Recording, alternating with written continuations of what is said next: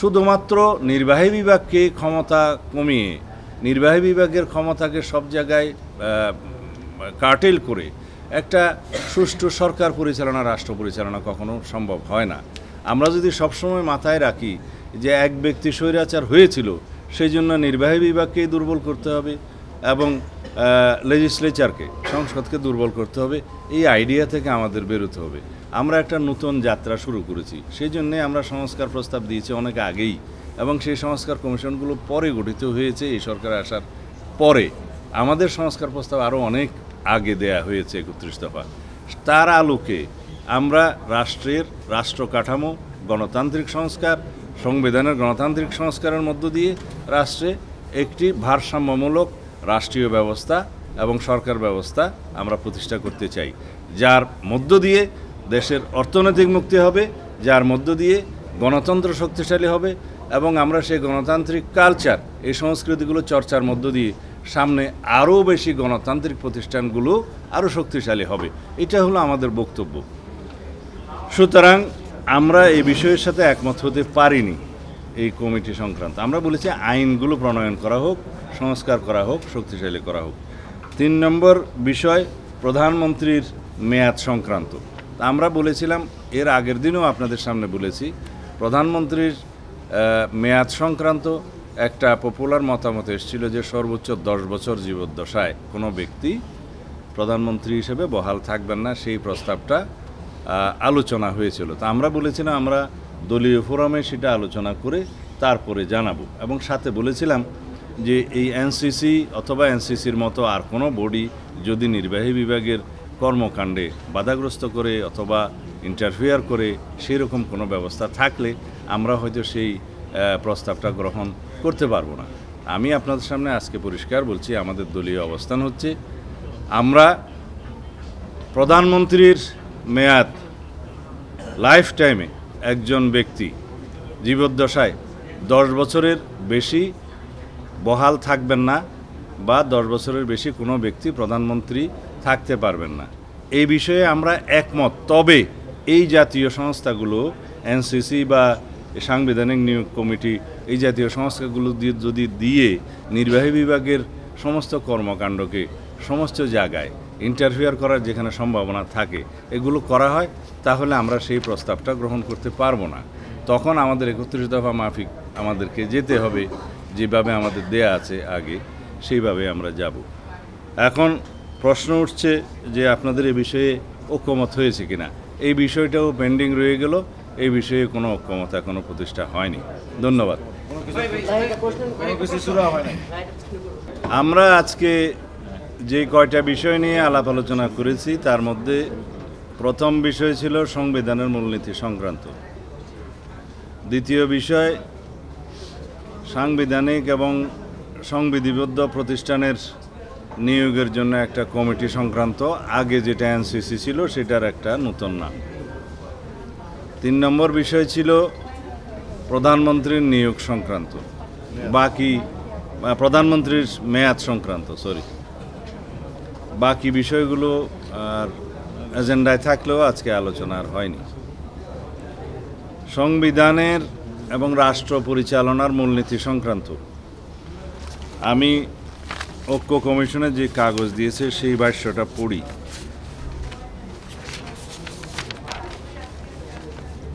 সংবিধানে রাষ্ট্র পরিচালনার মূলনীতি হিসাবে সাম্য, মানবিক মর্যাদা, সামাজিক সুবিচার, গণতন্ত্র এবং ধর্মীয় স্বাধীনতা ও সম্প্রীতি, এই কথাগুলো উল্লেখ থাকবে। কিসের সাথে? যারা ম্যান্ডেট প্রাপ্ত হবে,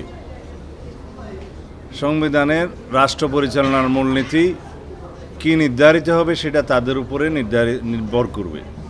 অর্থাৎ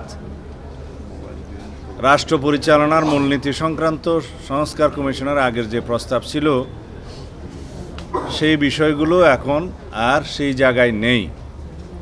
আমরা আমাদের অবস্থান থেকে বলেছি যে আমরা রাষ্ট্র পরিচালনার মূলনীতি অংশে 5ম সংশোধনীতে যে গৃহীত আর্টিকেলগুলো সেগুলো আমরা বহাল করব, এবং সাথে সংস্কার কমিশনের প্রস্তাবিত এই অংশটায় এই বাক্যটা আমরা সংযোজন করব, এই বিষয়ে আমরা একমত হয়েছি। তবে এটা ঐক্যমত্য প্রতিষ্ঠা হয় নাই, কারণ সংবিধানের প্রস্তাবনা এবং রাষ্ট্র পরিচালনার মূলনীতিতে আপনারা জানেন, রাষ্ট্র পরিচালনার মূলনীতি অংশে আর্টিকেল 8, 9, 10 এবং 12 সম্পর্কিত যেই প্রস্তাবটা আগে ছিল, সেই প্রস্তাবে অংশে আমরা পঞ্চম সংশোধনীতে উল্লেখিত গৃহীত সেই আর্টিকেলগুলো প্রতিস্থাপন সহ এই অংশটি আমরা ধারণ করতে চাই। যেহেতু এ বিষয়ে কোনো ঐক্যমত্য প্রতিষ্ঠা হয় নাই, সেটা আজকের জন্য আবার পেন্ডিং রয়ে গেল। দ্বিতীয় বিষয় হচ্ছে, আগের যেটা এনসিসি নামে আপনারা জানতেন, সেই এনসিসির ক্ষেত্রে আজকে একটি সংশোধিত প্রস্তাব সংস্কার কমিশনের পক্ষ থেকে উত্থাপন করা হয়েছে। তা হলো সাংবিধানিক ও সংবিধিবদ্ধ প্রতিষ্ঠানের নিয়োগ কমিটি। ওনারা একটা কমিটির প্রস্তাব করেছেন, তার মধ্যে প্রধানমন্ত্রী, স্পিকার নিম্নকক্ষের, স্পিকার উচ্চকক্ষের, বিরোধী দলীয় নেতা, প্রধান বিরোধী দল ব্যতীত অন্যান্য বিরোধী দলসমূহের একজন প্রতিনিধি, রাষ্ট্রপতির প্রতিনিধি উইদিন ব্র্যাকেট আইনের মাধ্যমে নির্ধারিত যোগ্যতা সম্পন্ন। 7, প্রধান বিচারপতি কর্তৃক মনোনীত আপিল বিভাগের একজন বিচারপতি। 7 জন দাঁড়ায়।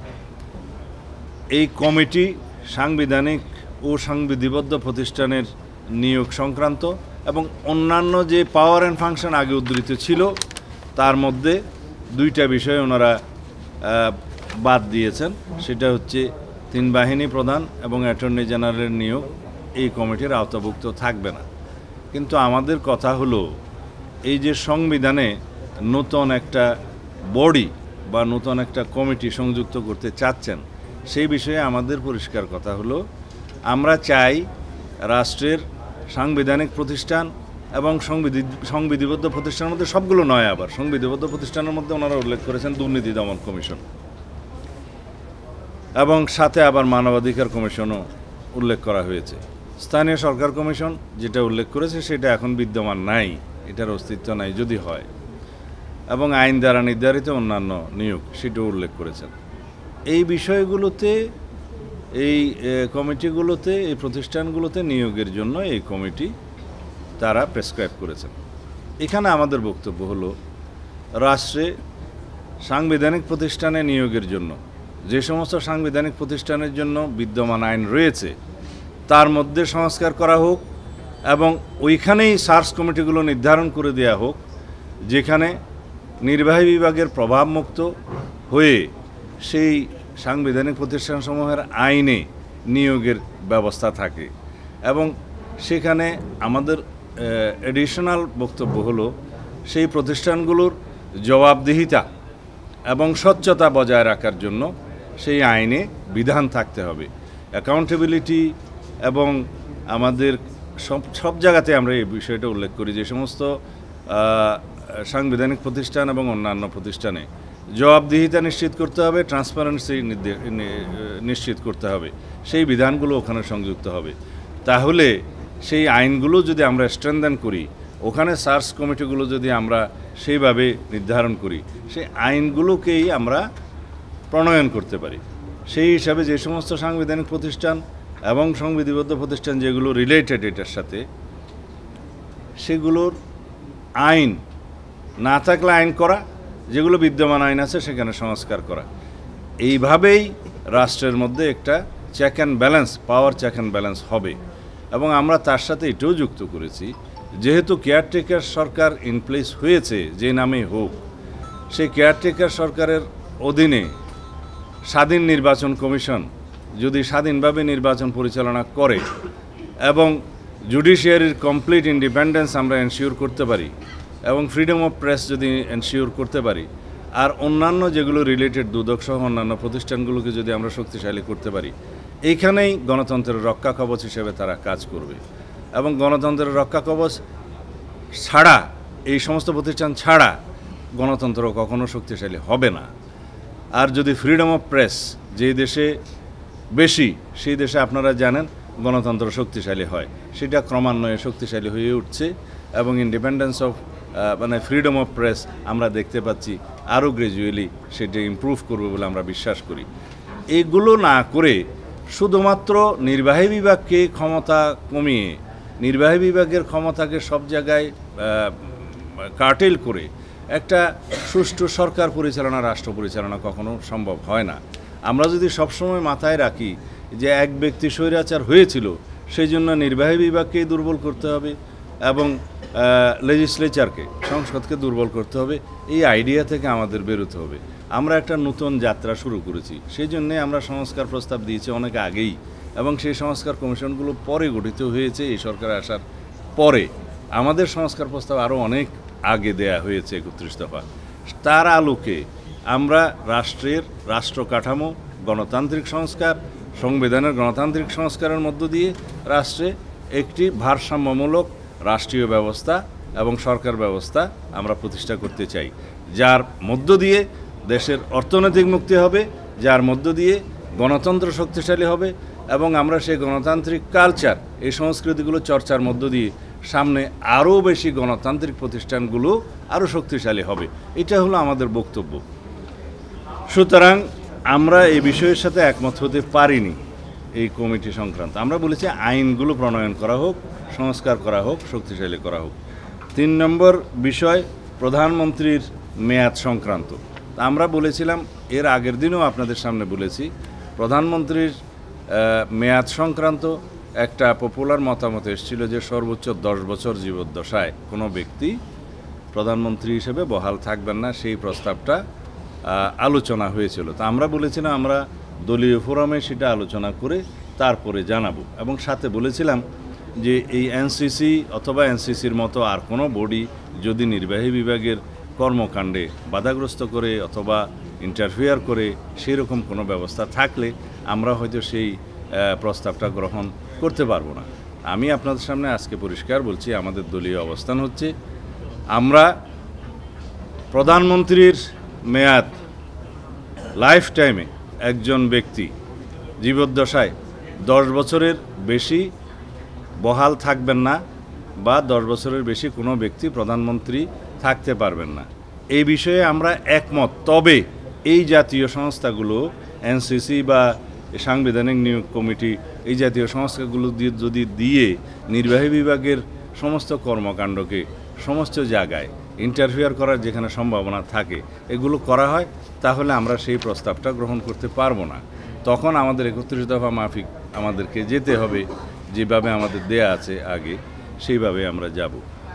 এখন প্রশ্ন উঠছে যে আপনাদের এই বিষয়ে ঐক্যমত হয়েছে কিনা।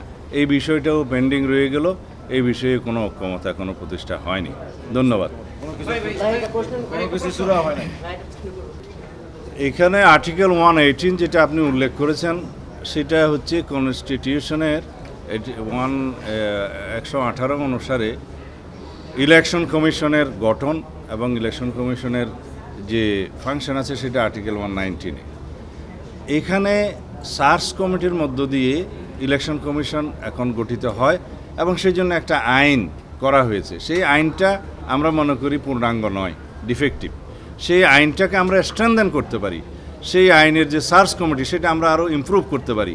সেই আইনের মধ্যে নির্বাচন কমিশনার এবং প্রধান নির্বাচন কমিশনের যে অ্যাকাউন্টেবিলিটি সেটা ফিক্স করার জন্য আমরা প্রভিশন আনতে পারি এবং তাদের ট্রান্সপারেন্সি ফিক্স করার জন্য প্রভিশন আনতে পারি। পার্সোনাল ইন্ডিভিজুয়াল ক্রিমিনাল লায়াবিলিটির জন্য সেখানেও বিধান রাখা যেতে পারে। এগুলো করে আমরা নির্বাচন কমিশনকে যেমন অ্যাকাউন্টেবল করতে পারবো, ট্রান্সপারেন্ট করতে পারবো এবং নির্বাচন কমিশনের নিয়োগটাও আমরা আরও স্বচ্ছতার সাথে করতে পারবো। এখানে নির্বাহী বিভাগের কোনো প্রভাব তো নেই। রাষ্ট্রপতি নিয়োগ করে as nominal head of the state একটা জায়গায় যেতে হয় যেটা সার্চ কমিটি রিকমেন্ড করে। সার্চ কমিটি যেটা রিকমেন্ড করে ওইখানেই যদি পরিশুদ্ধতা থাকে, রাষ্ট্রপতি ওই প্রেসক্রাইব বা রিকমেন্ডেড সেই 2 জন প্রতিপদের এগেনস্টে সেখান থেকেই নিয়োগ হবে। সেই 2 জনই যদি সত্যিকারভাবে ট্রান্সপারেন্ট হতে যায় তাহলে রাষ্ট্রপতি ওখান থেকে চুজ করতে পারে, সেটাই তো বিধান। আর যদি সিঙ্গেল ব্যক্তিকে ওখানে রিকমেন্ড করার প্রভিশন থাকে তাহলে আর সার্চ কমিটির দরকার হয় না, তারাই করতে পারে। একটা প্রশ্ন, সেটা হচ্ছে আপনাদের 31 দফা 16 দফায় যেটা বলা হয়েছে সাংবিধানিক প্রতিষ্ঠান নতুন নিয়োগের ক্ষেত্রে আপনারা শুনানির জন্য অঙ্গীকার করছেন, শুনানির মাধ্যমে দেওয়া হবে। তো আজকে এর আগে এনসিসি এবং আজকে কমিটির আপনারা যেটা বিরোধিতা করছেন এবং আইনকে শক্তিশালী করার কথা বলছেন, আমার একটা হাইপোথেটিক্যাল প্রশ্ন হচ্ছে, যদি আইনটা এরকম হয় যে যাদেরকে বলা হচ্ছে prime minister, leader of the opposition, speaker এবং আপার হাউসের স্পিকার, তাদেরকে নিয়েই যদি সার্চ কমিটি হয় আইন, এটা কি গ্রহণযোগ্য হবে? সার্চ কমিটি কাদেরকে নিয়ে হবে সেটা ডিফারেন্ট আলোচনা, এটাও হতে পারে, এর চাইতে ইমপ্রুভও হতে পারে। সেটা আলোচনার মধ্যে দিয়ে সার্চ কমিটি যখন আইনটা প্রণয়ন হবে বা সংস্কার হবে তখন সেটা নির্ধারণ হবে সবার মতামতের ভিত্তিতে। আর যেটা আমাদের 31 দফার ভিত্তিতে যেটা বলছেন সংসদের স্থায়ী কমিটিতে ভেটিংয়ের বিষয়, সে ভেটিংয়ের বিষয়টা ওই আইনের মধ্যে অন্তর্ভুক্ত করা যেতে পারে, অসুবিধা নেই তো। তাহলে ভাই নিয়োগ কমিটি তো এই ধরনেরই তো একটা কমিটি, সেটাকে মানছে না। সেটা কেন মানলাম না সেই যুক্তি তো আগেই দিয়েছি। একটা বিষয় হচ্ছে রাষ্ট্রপতি যেহেতু একজন প্রতিনিধি থাকছে, রাষ্ট্রপতিও সাথে সরকারের প্রতিনিধি যে থাকবে, প্রধানমন্ত্রী বা যে দল ক্ষমতায় যাবে তারই রাষ্ট্রপতি তারাই তৈরি করে বানানো হয়, তার একজন প্রতিনিধি থাকবে, তাহলে তো নির্বাহী বিভাগের একজন থাকছে। আমরা তো সেই কমিটির ধারণার সাথে দ্বিমত পোষণ করি, তারপরেও আপনার প্রশ্নের উত্তর দিই, কারণ আমি প্রত্যেক প্রশ্নের উত্তর দিতে অভ্যস্ত। রাষ্ট্রপতির প্রতিনিধি আপনি কিভাবে ধরে নিলেন যে নির্বাহী বিভাগের প্রভাবান্বিত হবে? সেটা তো নাও হতে পারে। সেখানে বলা আছে তাদের প্রস্তাব, যদিও এটার সাথে আমরা দ্বিমত, যে আইন দ্বারা নির্ধারিত। এখন আইন দ্বারা কি নির্ধারিত হবে সেটা যদি সেই কমিটি হয় তখন, কিন্তু এই কমিটির ধারণার সাথেই তো আমরা একমত না। ধন্যবাদ।